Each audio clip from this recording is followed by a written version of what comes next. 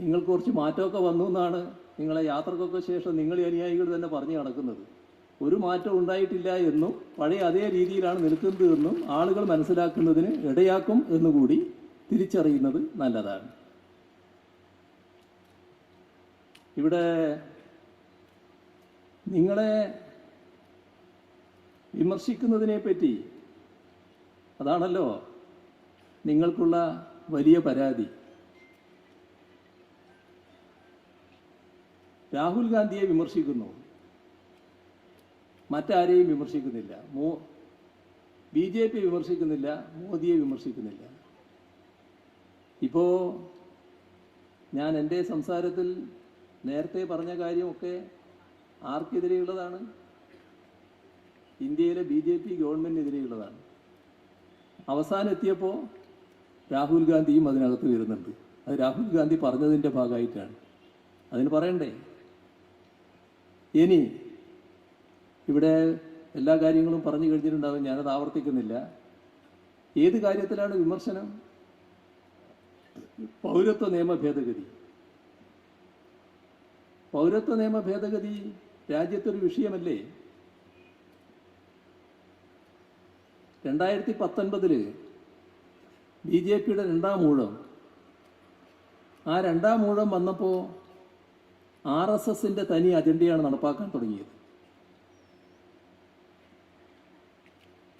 അജണ്ടയിൽ ഏറ്റവും പ്രധാനമാണ് മതനിരപേക്ഷത താർക്കൽ. മതനിരപേക്ഷതയുടെ കടക്കൽ കത്തിവെക്കാൻ പറ്റിയ സാധനം പൗരത്വമാണ്. പൗരത്വം മതാടിസ്ഥാനത്തിലാക്കുക. ആ നിയമ ഭേദഗതിയല്ലേ കൊണ്ടുവന്നത്? അതിനെതിരെ വലിയ പ്രക്ഷോഭം രാജ്യത്തുയർന്നു. ആ പ്രക്ഷോഭത്തിൽ നിങ്ങൾ എവിടെയെങ്കിലും ഉണ്ടായോ? കോൺഗ്രസ് എവിടെയെങ്കിലും ഉണ്ടായോ? മറ്റെല്ലാവരും ഉണ്ടായല്ലോ. എന്തുകൊണ്ടാണ് കോൺഗ്രസ് മാത്രം മാറി നിന്നത്? ഡൽഹിയിലെ പ്രക്ഷോഭത്തിൽ ഒരുപാട് ദേശീയ നേതാക്കൾ അറസ്റ്റ് ചെയ്യപ്പെട്ടല്ലോ. ഏതെങ്കിലും കോൺഗ്രസ്സുകാരനെ ആ കൂട്ടത്തിൽ കാണാനുണ്ടോ? എന്തേ കാണാൻ ഇല്ലാതിരുന്നത്? കേരളത്തിൽ ഞങ്ങൾ ആ നിയമ ഭേദഗതി വന്നപ്പോൾ തന്നെ ഇവിടെ നടപ്പാക്കില്ല എന്ന് ആദ്യം പ്രഖ്യാപിച്ചു. തുടർന്ന് എല്ലാവരും കൂടി ചേർന്നുകൊണ്ടുള്ള ഒരു പ്രതിഷേധ സംഗമം സംഘടിപ്പിച്ചു.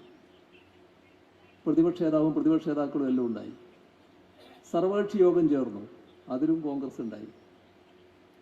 നിയമസഭയുടെ പ്രത്യേക യോഗം വിളിച്ചു. പൗരത്വ നിയമ ഭേദഗതി പിൻവലിക്കണം, അത് റദ്ദ് ചെയ്യണം എന്ന് പറയുന്ന പ്രമേയം ഏകണ്ഠമായി അവതരിപ്പിച്ചു. പ്രതിപക്ഷ നേതാക്കളെല്ലാം ഉണ്ട്. ഇതെല്ലാം കഴിഞ്ഞതിന് ശേഷം എന്താണ് കോൺഗ്രസ് പിൻവാങ്ങാൻ കാരണം? ഞങ്ങളിനി യോജിച്ച പ്രക്ഷോഭത്തിനില്ല എന്നിവിടെ കോൺഗ്രസ് തീരുമാനിക്കാൻ എന്താ കാരണം? കേരളത്തിന് പുറത്ത് എവിടെയും നിങ്ങൾ ഈ പ്രക്ഷോഭത്തിന്റെ ഭാഗമായിട്ടില്ല. കേരളത്തിൽ മാത്രം അങ്ങനെ വേണ്ട എന്ന് നിങ്ങൾ നിർദ്ദേശിച്ചിട്ടുണ്ടാകാം. കേന്ദ്ര കോൺഗ്രസ് നേതൃത്വത്തിന്റെ നിർദ്ദേശമനുസരിച്ചല്ലേ ഇവിടുത്തെ കോൺഗ്രസ്സുകാർ ആ യോജിച്ച പ്രക്ഷോഭത്തിൽ നിന്ന് പിൻവാങ്ങിയത്? അല്ല എന്നുണ്ടെങ്കിൽ എന്തേ രാഹുൽ ഗാന്ധി പറയാത്തത്? പറയണം. ഞാനിത് കുറച്ച് ദിവസമായിട്ട് ആവർത്തിച്ചുകൊണ്ടിരിക്കുകയാണല്ലോ. നിങ്ങളെ പേരും പറയുന്നുണ്ടല്ലോ. എന്തേ നിങ്ങൾ പറയാത്തത്? നിങ്ങൾ പറ, ആര് പറഞ്ഞിട്ടാണ് ആ പിൻവാങ്ങൽ ഉണ്ടായത് എന്ന്? പോട്ടെ, 4 വർഷം മുൻപുള്ള കാര്യമാണല്ലോ അത്. ഇപ്പോ ചട്ടം കൊണ്ടുവന്നു 4 വർഷത്തിന് ശേഷം ഈ തെരഞ്ഞെടുപ്പിന്റെ പടിവാതിൽക്കൽ. RSS അജണ്ട മതനിരപേക്ഷത താർക്കുക, അതിനു വേണ്ടിയല്ലേ അത്? എല്ലാവരും പ്രതിഷേധിച്ചല്ലോ. നിങ്ങളെ ശബ്ദം ഉണ്ടായോ? കോൺഗ്രസിന്റെ ശബ്ദമാണ് ഞാൻ ചോദിക്കുന്നത്. കോൺഗ്രസിന്റെ ശബ്ദം ഉയർന്നോ ഇതിനെതിരായിട്ട്? നിങ്ങളുടെ പ്രസിഡന്റിനോട് നേരിട്ട് ചോദ്യമല്ലേ മാധ്യമപ്രവർത്തകർ, എന്താണ് ഈ ചട്ടങ്ങളെ പറ്റി നിങ്ങളുടെ അഭിപ്രായം? എന്താ മറുപടി പറഞ്ഞത്? സന്ധ്യ കഴിഞ്ഞപ്പോഴാണ് മാധ്യമപ്രവർത്തകരുടെ ചോദ്യം. രാത്രി ആലോചിച്ച് പറയാം എന്നാണ് കോൺഗ്രസ് പ്രസിഡന്റിന്റെ മറുപടി. എത്ര പരിഹാസ്യമാണത്! രാഹുൽ ഗാന്ധി, നിങ്ങളുടെ പേര് ഞാൻ ആദ്യം തൊട്ടേ പറയുന്നത് ഇവിടെയാണ്. നിങ്ങൾ ആ ഘട്ടത്തിൽ രാജ്യത്തൊരു യാത്ര നടത്തുന്നു. ആ യാത്രയിൽ എല്ലായിടങ്ങളിലും ലോകത്തും രാജ്യത്തുമുള്ള വിഷയങ്ങൾ നിങ്ങൾ സംസാരിക്കുന്നു. നിങ്ങൾ സംസാരിക്കാത്ത, ഒഴിവാക്കിയ ഏക വിഷയം പൗരത്വ നിയമ ഭേദഗതി. എന്തേ അങ്ങനെ ഒഴിവാക്കാൻ കാരണം? അതാണ് ഞാൻ ചോദിച്ച ചോദ്യം, നിങ്ങളോട് ചോദിച്ച ചോദ്യം, രാഹുൽ ഗാന്ധിയോട് ചോദിച്ച ചോദ്യം, രാഹുൽ ഗാന്ധിയുടെ പേര് പറഞ്ഞ പ്രശ്നം.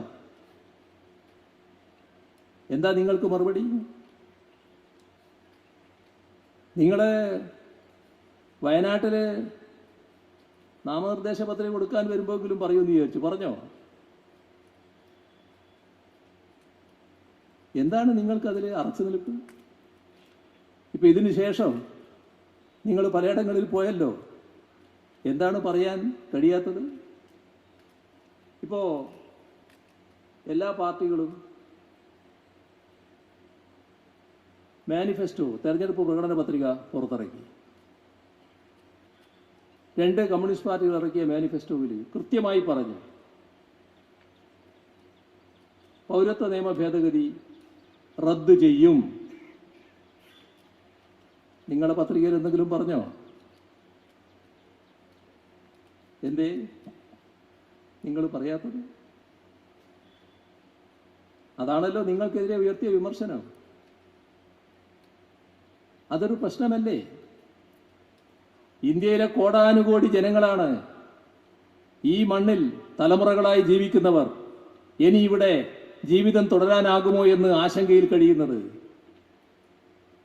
ആ ആശങ്കയിൽ കഴിയുന്നവരോട് നിങ്ങൾ ഒറ്റക്കല്ല, ഞങ്ങൾ ഒപ്പമുണ്ട് എന്ന സന്ദേശം നൽകാനാണ് ഞങ്ങൾ ശ്രമിച്ചിട്ടുള്ളത്. നിങ്ങളോ? നിങ്ങളവരെ കണ്ട ഭാവം നടിച്ചില്ല. അതല്ലേ വസ്തുത?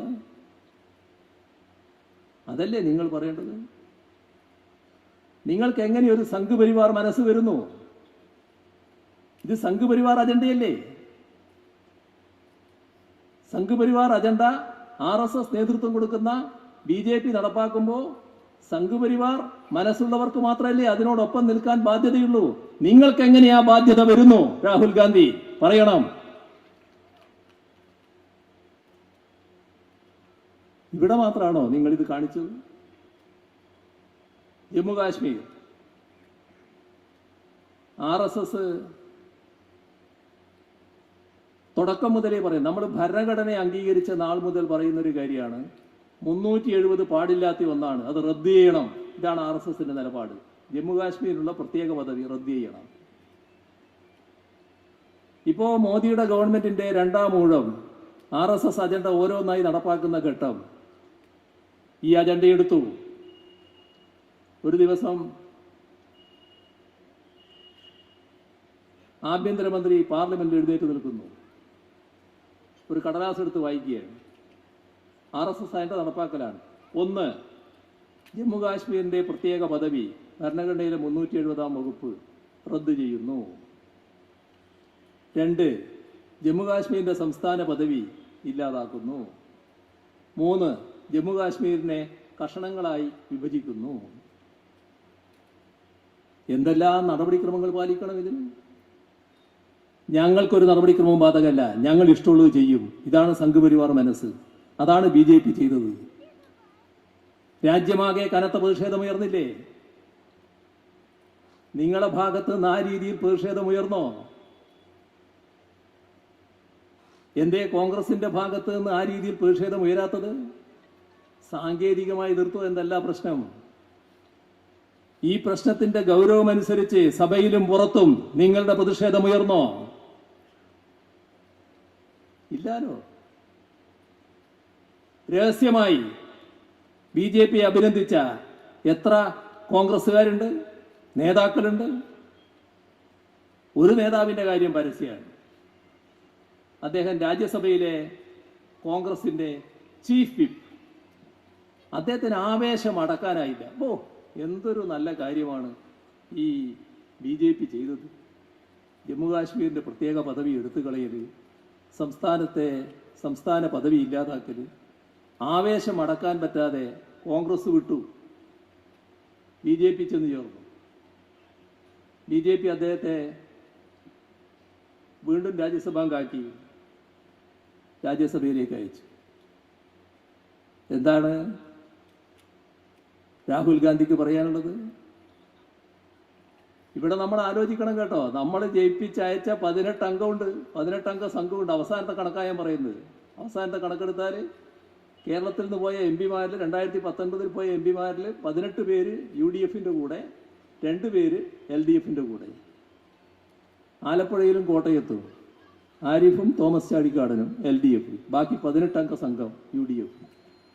ഈ 18 അംഗ സംഘം എവിടെയെങ്കിലും ഉണ്ടായോ? ഈ പറയുന്ന ഏതെങ്കിലും പ്രതിഷേധം അവർ രേഖപ്പെടുത്തിയോ? ഇവിടെ മാത്രമാണോ നിങ്ങൾ നിന്നത്? നിങ്ങൾ BJP എതിർക്കുകയാണ് പോലും. എതിർക്കേണ്ട കാര്യത്തെ എതിർക്കണ്ടേ? നിങ്ങളിപ്പോൾ പ്രസംഗിച്ചുകൊണ്ട് മാത്രം കാര്യമുണ്ടോ? ഈ രാജ്യത്ത് കഴിഞ്ഞ 5 വർഷക്കാലം നരേന്ദ്രമോദിയുടെ നേതൃത്വത്തിലുള്ള ഗവൺമെന്റ് RSS അജണ്ട നടപ്പാക്കുമ്പോൾ നിങ്ങൾ സ്വീകരിച്ച നിലപാട് എന്ത്? അതല്ലേ പ്രശ്നം? അതല്ലേ നിങ്ങളുടെ നിലപാടിന്റെ ഉരക്കല്ല്? 2 നിയമ ഭേദഗതി. ഒന്ന് NIA. ആ നിയമത്തെ പറ്റി എല്ലാവർക്കും അറിയാം. എന്തിനാണ് അതൊക്കെ ലക്ഷ്യമിടുന്നതെന്ന് എല്ലാവർക്കും അറിയാം. അത് കൂടുതൽ കടുപ്പമുള്ളതാക്കാൻ ഭേദഗതി കൊണ്ടുവന്നു. കോൺഗ്രസ്സുകാരതിനെ എതിർത്തോ? ലോക്സഭയിൽ ആകെ എതിർത്തത് 6 പേര്. അതിലൊരാള് ആലപ്പുഴയിലെ സഖാവ് ആരിഫ്. ഇതാണ് ഉണ്ടായത്. എവിടെ പോയി നിങ്ങൾ? എവിടെ പോയി നിങ്ങളടക്കമുള്ള കേരളത്തിലെ 18 അംഗ സംഘം? ഈ കേരളത്തിന്റെ പ്രതികരണമല്ലേ അവിടെ രേഖപ്പെടുത്തേണ്ടിയിരുന്നത്? ഉണ്ടായോ? പോട്ടെ, സാക്ഷാൽ കരിനിയമം എന്നെല്ലാവരും വിശേഷിപ്പിക്കുന്ന UAPA, അതിനെ കൂടുതൽ കരിനിയമമാക്കാൻ ഭേദഗതിയോടെ BJP ഗവൺമെന്റ് വന്നു. രാഹുൽ ഗാന്ധി, നിങ്ങളുടെ കോൺഗ്രസ് ആരുടെ കൂടെ നിന്നു? BJPയോടൊപ്പം നിന്നു. എന്തിനാണിത് ലക്ഷ്യമിടുന്നത് എല്ലാവർക്കും അറിയില്ലേ? നിങ്ങളടക്കമുള്ള 18 അംഗ സംഘം ഈ കേരളത്തിന്റെ പ്രശ്നങ്ങളിൽ ഏതെങ്കിലും ഘട്ടത്തിൽ കേരളത്തോടൊപ്പം നിന്നോ? വലിയ തോതിലാണല്ലോ കേരളം അവഗണിക്കപ്പെട്ടത്. കേരളത്തെ ശ്വാസം മുട്ടിക്കാനുള്ള ശ്രമം നടന്നത്. കേരളത്തിന് അർഹതയുള്ളതാണല്ലോ നിഷേധിക്കുന്നത്. ഏതെങ്കിലും ഘട്ടത്തിൽ നിങ്ങളുടെ ശബ്ദമുയർന്നോ? ഈ കേരളത്തിലെ പാർലമെന്റ് അംഗങ്ങളുടെ യോഗം സംസ്ഥാന സർക്കാർ വിളിച്ചപ്പോ 2 തവണ ഞങ്ങൾ ആവശ്യപ്പെട്ടല്ലോ, നിങ്ങൾ സംയുക്തമായി കേന്ദ്ര ധനമന്ത്രിയെ കണ്ട് നിവേദനം കൊടുക്കണം. ആദ്യത്തെ തവണ നിങ്ങൾ തയ്യാറായില്ല ഒപ്പിടാൻ.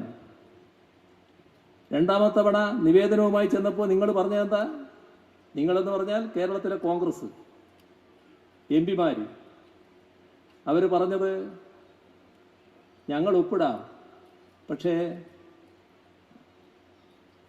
കേരളത്തിലെ കേരളത്തിലെ ഗവൺമെന്റിന്റെ കെടുകാര്യസ്ഥത കൊണ്ടാണ് ഇങ്ങനെ സംഭവിക്കുന്നത്, എഴുതി വെക്കണം. എങ്ങനെയുണ്ട്? നമ്മൾ കേന്ദ്ര ഗവൺമെന്റ് കാണിക്കുന്ന അവഗണന, വിവേചനം, അതിനെതിരെയാണ് നിവേദനം. അപ്പൊ ആ നിവേദനത്തിൽ പറയും ഇതൊന്നും നിങ്ങളെ കുഴപ്പമല്ല, ഇതൊക്കെ ഞങ്ങളുടെ സംസ്ഥാനത്തിലെ ഗവൺമെന്റിന്റെ കെടുകാര്യസ്ഥത കൊണ്ട് സംഭവിക്കുന്നതാണ് എന്ന് എഴുതി കൊടുക്കണം. നിങ്ങൾ കേന്ദ്ര ഗവൺമെന്റിനെ ചാരിയല്ലേ നിന്നത്? നിങ്ങളടക്കമല്ലേ 18 അംഗ സംഘം ഈ കേരളത്തിൽ നിന്നുള്ള MP-മാര്? രാഹുൽ ഗാന്ധി, വ്യക്തിപരമായി നിങ്ങൾക്കും അതിന്റെ ഉത്തരവാദിത്വമില്ലേ? നിങ്ങൾ ഈ നാടിനോട് നീതി ചെയ്തോ? ഈ നാടിന്റെ പ്രശ്നങ്ങളോട് നീതി ചെയ്തോ? എന്താണ് നിങ്ങൾക്ക് BJP ഗവൺമെന്റിനോട് ചാരി നിൽക്കാനുള്ള ബാധ്യത? നിങ്ങൾ ഇപ്പൊ പറയുന്നു ഞാനങ്ങ് എതിർക്കുകയാണ്. ഇതാണോ എതിർപ്പ്? പ്രസംഗത്തിൽ 2 വാചകം പറഞ്ഞ് ആ വാചകമാണോ എതിർപ്പ്? നിലപാടുകളല്ലേ പ്രശ്നം. ഈ രാജ്യത്ത് ഒരുപാട് പ്രശ്നങ്ങൾ ഉയർന്നു വന്നല്ലോ. ആ ഘട്ടത്തിൽ സ്വീകരിച്ച നിലപാടല്ലേ പ്രശ്നം. ആ നിലപാട് ഞങ്ങളിതാ ഇന്ന നിലപാട് സ്വീകരിച്ചു തലയുയർത്തി പറയാൻ കഴിയോ? അതല്ലേ കാണേണ്ടത്.